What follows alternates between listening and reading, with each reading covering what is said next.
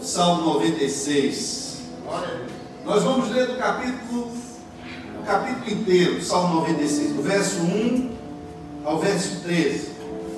Quando você abre sua Bíblia, para as pessoas que nos acompanham em casa, você possa estar conosco nesse mesmo espírito, crendo que algo novo Deus vai fazer nesse tempo. Glória a Deus.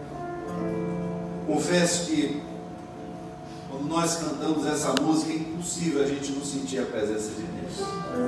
Eu acho que não dá. Acho que a gente nem canta a música, né? Mas quando a gente canta, parece que algo queima a gente por dentro. Tem algumas músicas que elas foram marcadas por Deus. Salmo 96. Verso 1, a Bíblia diz assim: cantem ao Senhor um novo cântico. Cantem ao Senhor todos os habitantes da terra. Cantem ao Senhor e bendigam o seu nome. Cada dia proclamem a sua salvação. Anunciem a sua glória entre as nações. Seus feitos maravilhosos entre todos os povos.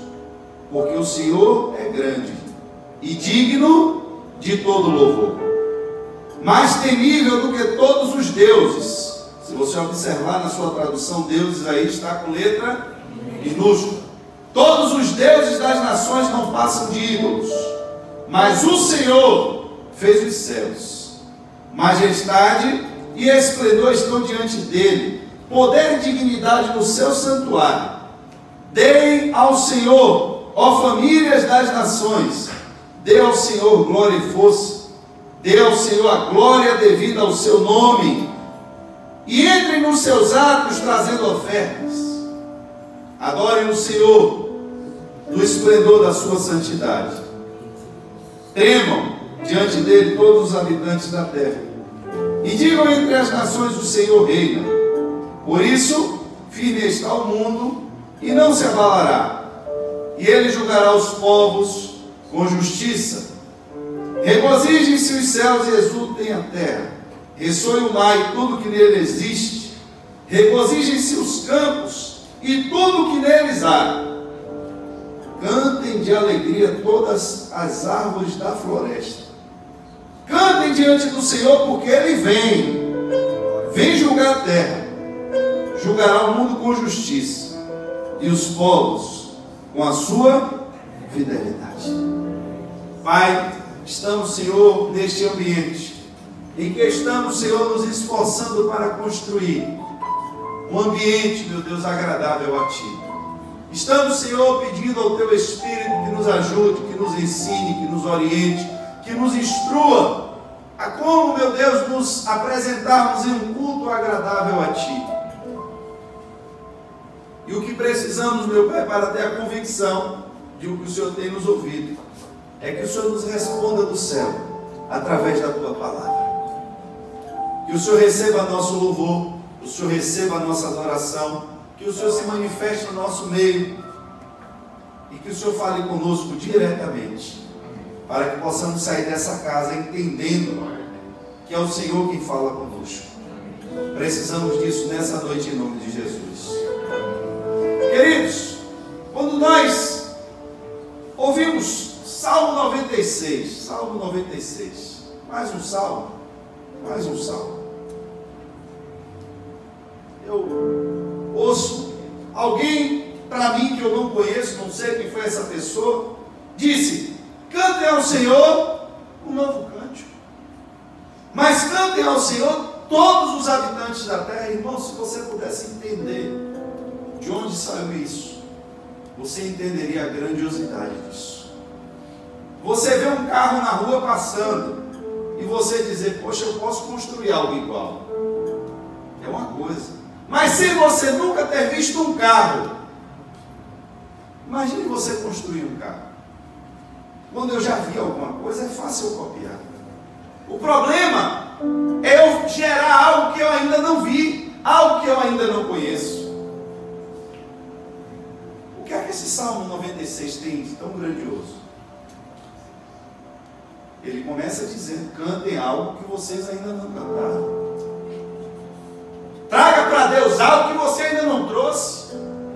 Eu não quero que você copie ninguém, eu não quero que você siga o modelo de ninguém. Eu quero que você produza um cântico novo. Mas isso não vem desacompanhado de algo tão maior ainda. Quando ele diz: cantem todos os habitantes da terra. Por quê, irmãos? Irmãos, o salmo é um salmo davídico. Se você chegar no tempo de Jesus, muitos anos depois de Davi, você ainda vai encontrar os judeus dizendo: olha, nós somos filhos de Abraão, a aliança de Deus é com Abraão, nós somos um povo separado por Deus sobre a face da terra. Nós fomos escolhidos para adorar a Deus. Está Davi dizendo: cantem um cântico novo. Mas não é só o povo judeu. Você lê isso no tempo de hoje? É fácil. Você lê isso no tempo da graça, no tempo em que o Evangelho está sendo pregado a toda criatura, depois do ide por todo mundo, pregar o Evangelho a toda, e quem crê for batizado. Isso aqui está sendo dito num tempo em que Deus chamou Abraão e fez uma aliança com ele na carne. Minha aliança é com você e seus descendentes. Não tem uma aliança mais com nenhum outro povo sobre a face da terra. Não tem uma aliança com incircuncisos. E aí vem agora o segundo rei de Israel e diz: eu preciso fazer alguma coisa nova para Deus. Não posso me contentar com o modelo de Saul, porque o modelo de Saul é um modelo fracassado. O modelo de Saul é um modelo que levou ele à derrota. Eu não quero copiar os erros de Saul. Não quero copiar aquilo que ele fez de errado. Mas antes de eu chegar no trono, eu tive a minha experiência com Deus. Eu tive o meu momento com Deus. Quando ninguém estava me vendo, quando ninguém estava me olhando, enquanto era só eu, Deus e as ovelhas. Tocando aquela harpa, algum acorde saiu, que a presença de Deus desceu sobre aquele jovem de tal forma que ele se sentia totalmente possuído pelo Espírito de Deus. Você já se sentiu possuído pelo Espírito de Deus? Que a gente fala de possessão, a gente só imagina que demônio possui as pessoas. Mas você já se perguntou por que é que você ainda não foi possuído pelo Espírito de Deus? Porque a visão era essa, a visão do profeta Joel: no final dos dias derramarei o meu Espírito sobre toda, e eu tenho que estar totalmente possuído por esse Espírito. Esse Espírito tem que dominar sobre mim, porque se eu estiver totalmente possuído pelo Espírito de Deus, não vai haver espaço para a minha carnalidade. Mas talvez às vezes eu seja tão dono de mim mesmo, tão dono das minhas emoções, das minhas razões, que eu posso até falar coisas bonitas, mas ainda não tive a experiência como Davi teve. Agora apareceu Golias. Ei, meu irmão, esse negócio de Golias aí, não tem um problema com Golias. Não importa qual é o tamanho do desafio que está aparecendo agora. Por quê? Porque nos desafios menores, eu já me sentia possuído pelo Espírito de Deus. Um urso se manifestou no meio do pasto. E Davi, quando encarou aquela fera, uma força veio de dentro dele. E ele diz que perseguiu aquele urso e matou. Depois ele diz ao rei Saul, diz: olha, se manifestou ainda um leão. E quando o leão se manifestou contra mim, com toda a fúria da sua natureza, com toda a força que Deus deu àquele animal, que nenhum homem, nenhum ser humano, do seu estado físico normal, é capaz de combater um leão e vencer. Se alguém quiser fazer um desafio, fique à vontade. Só não digo que foi o pastor que mandou, porque eu nego. Eu não mandei ninguém brigar com o leão. Mas, fisicamente, se você for estudar, você vai ver que a força de um animal daquele, as armas que ele tem em si, as suas garras, as suas presas, o homem desarmado, ele não é páreo para vencer um animal daquele. Como é que um jovem diz que pegou um leão pela sua barba, sacudiu aquele leão e o matou? Que força era essa que possuía aquele jovem? Mas ele estava sozinho adorando o Espírito de Deus, sozinho, tocando uma música que alegrasse o Espírito de Deus. E quando o Espírito de Deus se alegrava com a música dele, ele se sentia cheio de Deus. Amém. Glória a Deus. Ele se sentia possuído pelo Espírito de Deus. Isso em um tempo em que o Espírito ainda não havia sido liberado sobre toda a carne.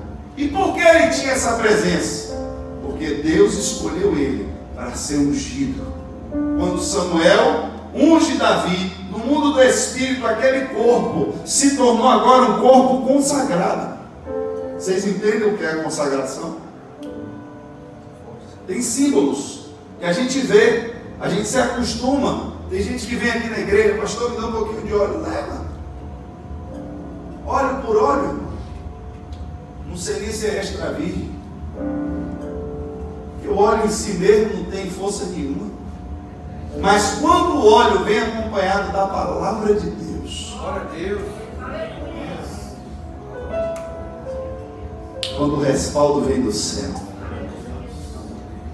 vai à casa de Jessé o Belemita, porque eis que tenho escolhido entre os seus filhos aquele que há de reinar sobre Israel. Glória a Deus. Leva contigo uma botija de azeite. E aí quando o profeta chega e manda Davi chegar até a sua presença, na frente de seus irmãos, a Bíblia diz que ele derramou o óleo sobre a cabeça de Davi. No mundo físico talvez ninguém viu nada, mas no mundo do Espírito, aquele corpo, aquele templo, agora estava habilitado para ser templo do Espírito Santo de Deus. Glória a Deus. O Espírito Santo de Deus. Quantos estão sentindo a presença dele aqui nessa manhã? O irmão Marcos já deu uma passada de mão ali no braço, porque a presença está forte. Eu estou sentindo aqui. Glória a Deus. Eu estou sentindo a presença dele aqui nessa manhã. O corpo daquele jovem agora se tornou palco de habitação, de possessão. Aí o que acontece? A Bíblia vai dizer então o Espírito de Deus que possuía Saul, porque passou pelo mesmo processo, perdeu agora a unção, perdeu agora a santidade. Saul deixou de ser agora templo do Espírito Santo de Deus e passou agora a habitar na vida de Davi. A Bíblia diz então o espírito maligno agora passou a ocupar o lugar que antes era do Espírito de Deus. Aí o rei começa a viver agora em depressão. É o primeiro caso de depressão na Bíblia que você pega. Ali é o rei Saul. Depressivo, entristecido. E qual é a cura agora para esse mal? Glória a Deus. Qual foi o problema dele? Não, o problema é porque antes tinha o Espírito de Deus. E agora está o Espírito de Satanás. A única forma de suprir isso é trazendo de novo a presença do Espírito de Deus. E como é que a gente faz para esse Espírito vir? Eu tenho que chamar alguém que saiba tocar uma música que agrade o coração do Senhor. Eu tenho que chamar alguém que saiba tocar uma música que quando começa a dedilhar naquela harpa, aonde o Espírito de Deus estiver, ele se manifesta. Quando aquele jovem começava a tocar a sua harpa, o Espírito de Deus vinha sobre ele. E a Bíblia diz que o espírito maligno tinha que correr, porque não há lugar para demônio se esconder onde a presença de Deus está. Uma vida consagrada a Deus. Eu escuto testemunhos da geração anterior e isso me deixa frustrado. Eu ontem conversava com um homem que me falava um bocado de baboseira, bom, enfim, deixa lá. Mas ele não consegue desenvolver a fé em Jesus pelas questões pessoais dele. E ele acha que eu estou na igreja porque eu nasci dentro da igreja. Eu olhava para a cara dele e dava uma risada, deixei ele falar. Eu disse a ele, eu acho que se tem uma pessoa mais incrédula do que eu acho difícil. Eu não estou na igreja porque eu nasci dentro da igreja. Eu ia para a igreja porque meu pai me obrigava a ir para a igreja. Meu sonho, a minha vontade era logo ir trabalhar para eu sair de dentro de casa, porque eu não tenho mais nunca que pisar o pé aqui para ouvir um pastor pregando, porque eu não suportava. Eu queria ficar em casa assistindo Faustão. Hoje eu vejo aquele homem falando, me dá até agonia. Mas eu queria ficar em casa assistindo o Faustão, vendo as pegadinhas do Faustão, vídeo cacetada. Era o que eu queria. Domingo de noite, meus amigos, tudo curtindo, passeando, e eu na igreja. Ainda bem que naquele tempo a porta não era trancada, eu dava um jeito de me esconder lá fora, me escondia no bebedouro, ficava em algum canto, mas eu não suportava ficar dentro do culto. Mas chega uma hora, irmãos, que a sua natureza carnal começa a se manifestar. E você começa a ver que tudo aquilo que você ouviu, se não for verdade, tem alguma coisa errada. Porque não é possível que tantas pessoas estejam aqui testemunhando que um dia tiveram encontro com Deus. E você diz, eu ouvi isso a vida toda. E agora estou vendo a minha vida indo para o buraco e eu não tenho força para sair daqui. E aí você não sabe de onde, porque a Bíblia diz que a fé vem pelo ouvir. A Bíblia diz, ensina a criança no caminho onde quer andar. Não quer dizer que a criança vai gostar do caminho, não quer dizer que a criança vai amar o caminho, mas quer dizer que na hora que ela precisar, ela vai saber buscar na sua mente algo que ela aprendeu. E quando eu estava num dos momentos mais difíceis da minha vida, sentado numa lata de tinta, em um lugar escuro, eu chamei o nome de Jesus. Eu senti a presença dele atrás de mim. Não foi ninguém que pregou para mim. Eu não ouvi um apelo na igreja e vim chorando. E eu comecei a ter revelações da parte de Deus. E ele começou a me mostrar a minha vida. De quantos livramentos ele já tinha me dado e eu nunca tinha reconhecido. De como ele vinha cuidando da minha vida desde que eu era uma criança. E eu passei mais de uma hora chorando sem conseguir parar de chorar. Eu chorava. Quando eu achava que tinha parado de chorar, eu só lembrava que eu estava chorando quando eu parava de novo, porque eu não conseguia parar de chorar. Irmãos, preste atenção. Davi está nos revelando um tempo novo. Davi é antes de Cristo e já estava dizendo para nós, vocês não têm noção do que está escrito nesse Salmo 96. Esse jovem que foi possuído pelo Espírito de Deus, ele foi possuído pelo Espírito de Deus. Ele disse, eu preciso mudar alguma coisa na estrutura do culto. A primeira coisa, eu não aceito que a minha casa seja uma casa bonita, enquanto a casa de Deus é um barraco. Eu tenho que construir um templo para Deus. Deus disse, eu não quero. Ele disse, não tem problema nenhum, então eu deixo tudo pronto. No dia que eu morrer, alguém constrói o meu lugar. Mas o Senhor vai ter uma casa. Aquilo que eu fazia em secreto para o Senhor, eu quero institucionalizar. E não quero que só seja eu cantando. Eu quero que sejam todas as nações. Deus é forte demais. Eu quero que todo mundo cante um cântico novo que alegre o coração do Senhor. Irmãos, você vai ver agora João, presta atenção, eu estou em Davi, você passa por Cristo, chega agora no Apocalipse, no céu, está João lá no céu chorando. Por quê? Porque no céu não tinha ninguém digno para poder abrir o selo do livro. Aí João diz, eu vi agora o Cordeiro de Deus, se manifestou no céu, ele era digno. Aí João diz, agora mudou a estrutura de adoração no céu. Estavam cantando para Deus, mas quando o Cordeiro se manifestou no céu, os anciãos e os seres viventes começaram a cantar um cântico novo. Como é que esse homem estava falando de cântico novo antes de Jesus?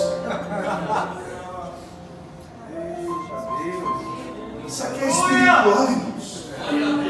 A gente não está aqui para se dar bem. A gente não está aqui para ter sorte na vida. A gente não está dentro de uma igreja sentado num banco desse aqui, só para as coisas darem certo na nossa vida. Não é porque a gente tem medo do azar, não é porque a gente tem medo do diabo. A gente está aqui porque agora Davi vai falar a nós, para todos nós, o que é que nós precisamos cantar. Ele começa a nos mostrar. Cantem ao Senhor e bendiga o seu nome. Começa a nos mostrar a sua majestade, o seu esplendor.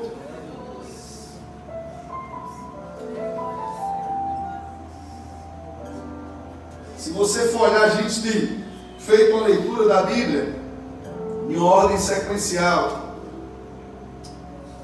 Pela tradição judaica, diz que os salmos 105, 96 e 106 foram os primeiros salmos a serem compostos. E eles estão registrados na ordem do culto, que foi instituído por Davi. Davi foi o primeiro a introduzir a música no culto a Deus, com instrumentos. A Bíblia diz que Davi criava instrumentos para adorar a Deus. Aí ele faz a composição destes salmos. O Salmo 105, 96 e 106 estão nessa ordem dos primeiros que foram compostos. Você vai ver Spurgeon muitos anos depois falar do Salmo 96 e dizer: o Salmo 96 era um salmo missionário. Missionário de quem? Como é que esse homem estava compondo um negócio lá e sabendo da obra salvadora de Jesus, se ele nunca tinha visto Jesus? Se você pegar outros salmos de Davi, você vai ver ele falar exatamente da crucificação de Jesus com detalhes.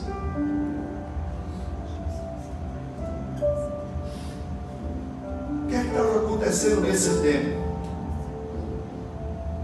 A ordem do culto estava mudando. Davi estava mudando a ordem do culto a Deus. O culto a Deus estava deixando de ser apenas um ritual, para voltar a ter a essência da sua lei, para ter a verdadeira essência da manifestação da presença de Deus.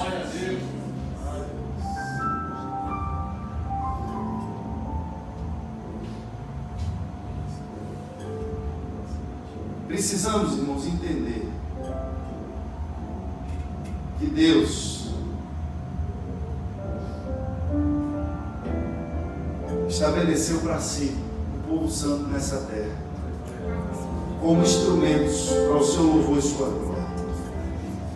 Mas para que possamos fazer isso, precisamos compreender exatamente a essência do porquê estamos aqui nessa noite. Porque Davi, muito antes disso, dessa verdade que nós sabemos e nos esquecemos, ele podia compreender pelo Espírito o que estava por vir. A Bíblia diz que Jesus Cristo foi levantado naquele madeiro pelos romanos, foi morto, mas quando foram procurar o seu corpo na tumba, ele não estava mais lá. A mensagem do Evangelho e tudo que nós cremos, primeiro passa pela ressurreição de Cristo. Se nós não acreditarmos que Cristo ressuscitou dos mortos e que Ele está vivo, o que é que nós estamos fazendo aqui? Eu preciso entender isso. Eu não adoro um Deus morto. Eu não adoro aquela ideologia de um Deus, uma força misteriosa no universo, criadora. Não, irmãos. A nossa fé, eu, gentio, que creio nessa palavra, entendo que o amor de Deus, Ele julgará o mundo com justiça. Está Davi dizendo, qual é a justiça de Deus? Se fosse a justiça de Deus Pai, em sua essência, eu seria fulminado. Mas a justiça de Deus que se revelou a nós foi a justiça que Ele se revelou através do seu Filho. Foi entender que eu era um pecador miserável, que eu seria condenado, que para mim não teria mais jeito. E aí me revela agora a sua justiça, morrendo no meu lugar, pagando pelo meu erro, para me revelar o seu amor. Essa é a revelação da justiça de Deus. Será que é isso que eu tenho cantado? Será que é isso que eu tenho revelado às nações? A justiça de Deus revelada em nós através do seu Filho Jesus, do seu amor. Será que ele merece um culto em que ele se agrade? Será que nós temos nos esforçado verdadeiramente para fazer um culto ao qual a sua presença se agrade de estar em nosso meio? Aleluia!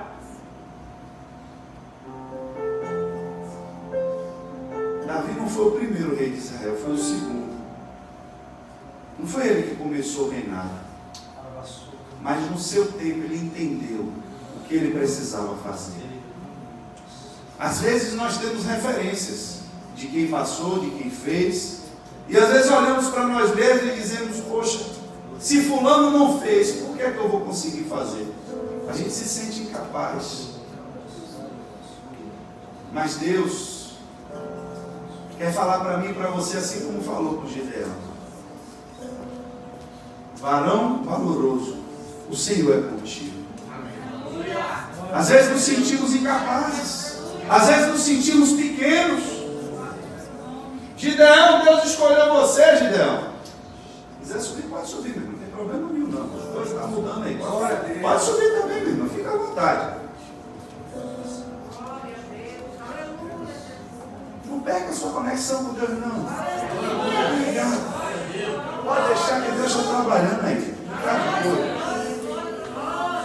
Eu disse a você que as coisas vão mudar?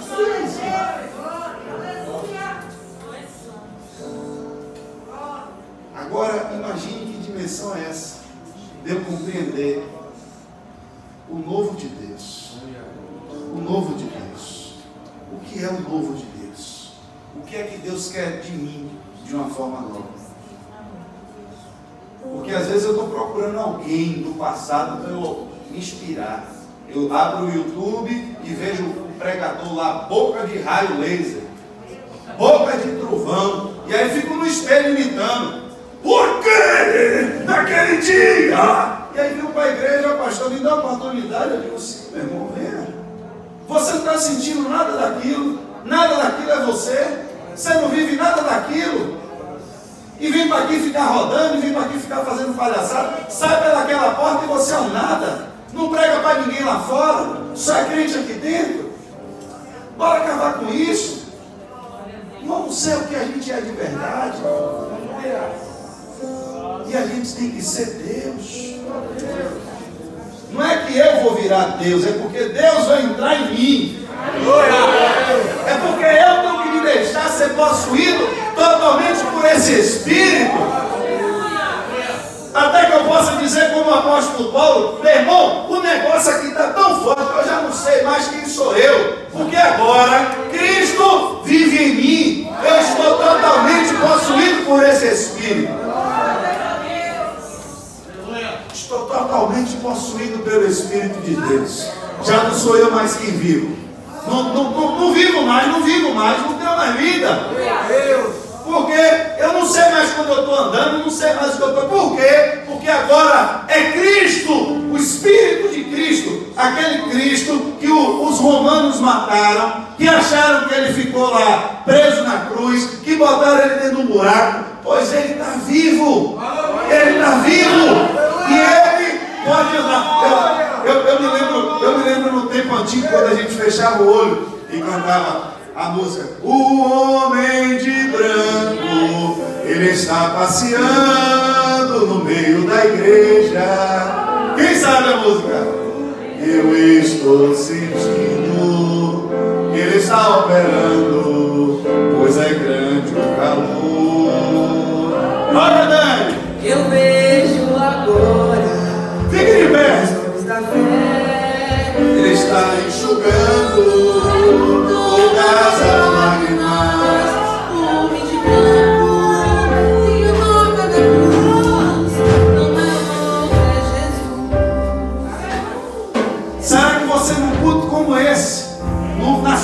espiritual, você consegue contemplar a possibilidade de Jesus andando pelo meio